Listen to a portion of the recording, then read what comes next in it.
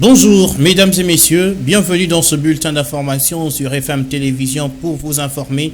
D'abord, cap vers la ville de Goma, au Nord Kivu, où ont démarré les 2 journées villes mortes appelées pour ce lundi et mardi.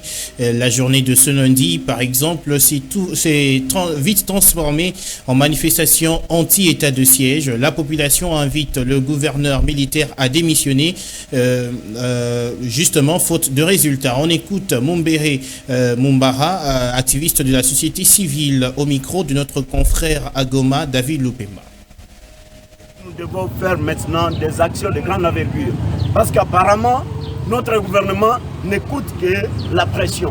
Mais quand on parle, moi-même je parlais avec le Premier ministre, j'ai compris que le Premier ministre apparemment il n'a pas été d'accord avec nous et il nous a rassuré que soyez responsables de tout ce que vous allez faire. Et j'ai compris qu'il n'est pas dans l'optique de lever l'état de siège.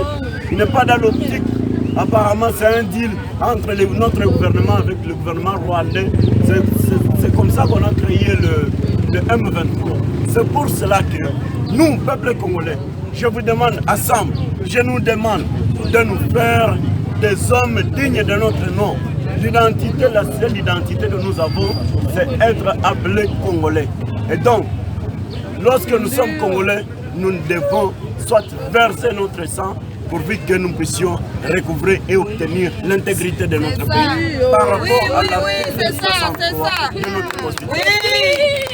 Nous voulons voir la sécurité sur la province du Nord. Et donc, le gouverneur doit s'assumer.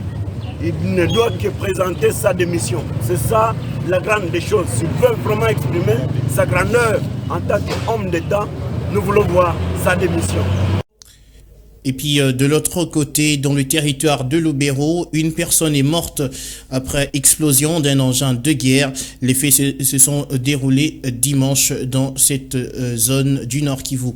Prenons cette brève à présent. Le conflit interethnique entre les Teke et les Yaka continue toujours à sévir dans le territoire de Kwamut et gagne de plus en plus de terrain dans le Mai-Ndombe.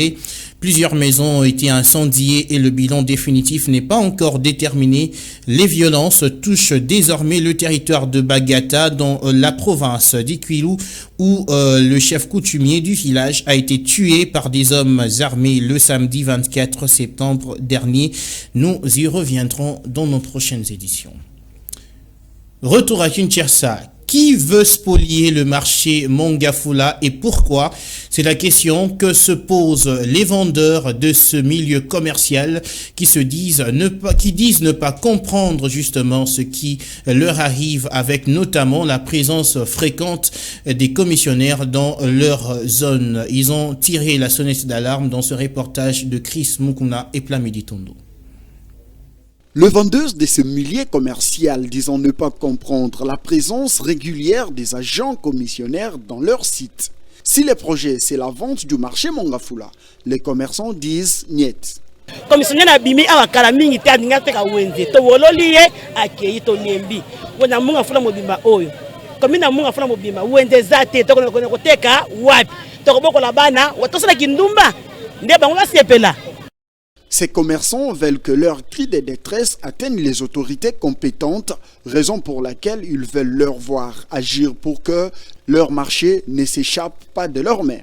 Kambo bazolo babateka wenze batali boso balekaka babandaka kotonga ba mama batombokaka epanzana batami bale balekaki ya misatu baye tolobi ekosimba te soki bateki wenze bongo biso mabota tokobokola bango ndenge nini.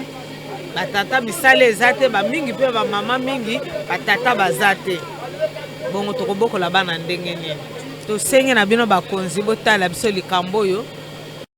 Spoliation, ces mots fait de plus en plus l'actualité en République démocratique du Congo, plus particulièrement à Kinshasa. La vigilance des autorités dans ces secteurs est plus que jamais souhaitée. Et puis en dehors de nos frontières, on parle des législatives en Italie avec une belle note pour Giorgia Meloni et son parti Fratelli d'Italia hier dimanche. C'était donc un grand coup dans le poste de Premier ministre. Monica Makaba. La formation d'extrême droite est arrivée en tête avec près de 26,5% des voix, selon le journal La Repubblica en italien, qui cite le ministre de l'Intérieur italien. La coalition des droites Matteo Salvini, crédité de 8 à 12%, et le parti Forza Italia, de l'éternel Silvio Berlusconi, 8,2%, pourrait totaliser environ 43% des voix. Ce qui lui assure la majorité absolue des sièges au Parlement, aussi bien à la Chambre des députés qu'au Sénat. En restant dans l'opposition à tous les gouvernements qui se sont succédés depuis les législatives de 2018, Fratelli d'Italia FDL s'est opposé comme la principale alternative, passant de 4,3% des suffrages à plus d'un quart des voix, devient ainsi le premier parti de gauche. Le parti démocrate PD d'Enrico Letta n'a pas réussi à susciter un vote utile pour faire barrage à l'extrême droite et passe sous la barrage des 20% dans un contexte de faible participation, 64,07% contre 73,86% en 2018. Après la Suède, l'extrême droite fait une nouvelle percée en Europe où la première fois depuis 1945, un parti fasciste se retrouve aux portes du pouvoir.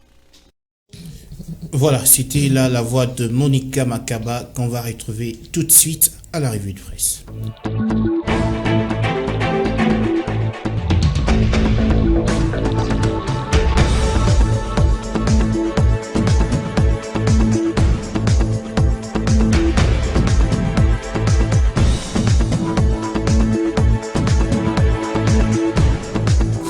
Mais que disent les journaux parus ce matin dans la capitale congolaise? C'est l'heure de le découvrir avec moi sur ce plateau. Elle est habillée en revue de presse. Monica Makaba, bonjour. Bonjour Patrick Ngoubo. Alors, on démarre avec le premier journal, le vrai modérateur, qui nous parle des élections. Avec ses nombreuses réalisations, Félix Tshisekedi reste convaincu de sa réélection en 2023. Qu'en est-il, Monica? Oui, Patrick Ngoubo, dans une interview sur France 24 et RFI, le président de la République démocratique du Congo, Félix-Antoine Tshisekedi, reste confiant pour la réélection en 2023. C'était le vendredi 23 septembre 2022.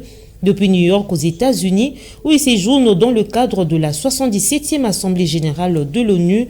Le chef de l'État congolais compte notamment sur la gratuité de l'enseignement et la hausse du budget du pays pour briguer un second mandat présidentiel. D'accord.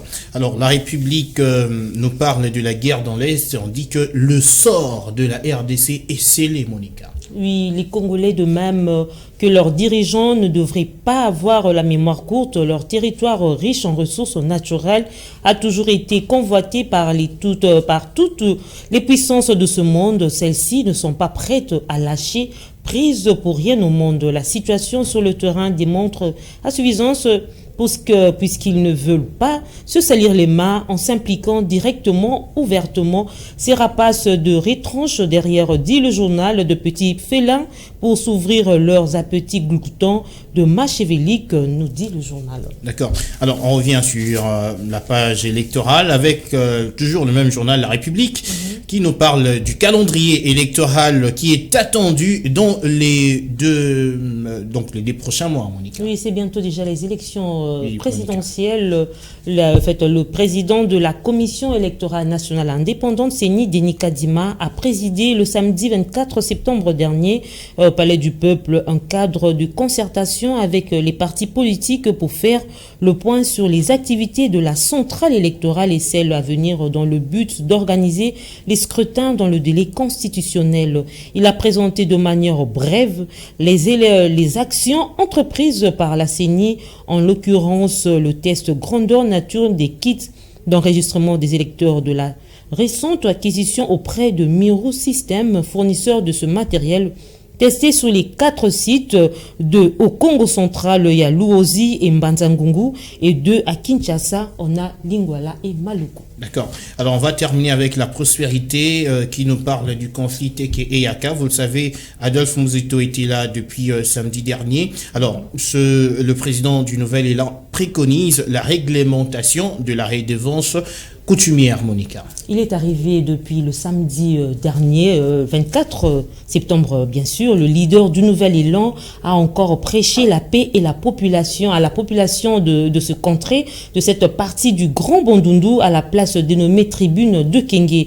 C'est là qu'il a dévoilé sa recette de réglementer la redevance coutumière afin d'éviter que ce conflit intercommunautaire Teke-Yaka puisse se reproduire dans d'autres contrées rurales. Cet ancien Premier ministre estime par ailleurs que la pacification de la reprise des activités économiques doivent être la préoccupation première afin de permettre aux populations déplacées de revenir et reprendre leurs activités de survie, nous dit le journal. Merci Monica pour cette lecture du journal. Merci beaucoup Patrick Ngouo.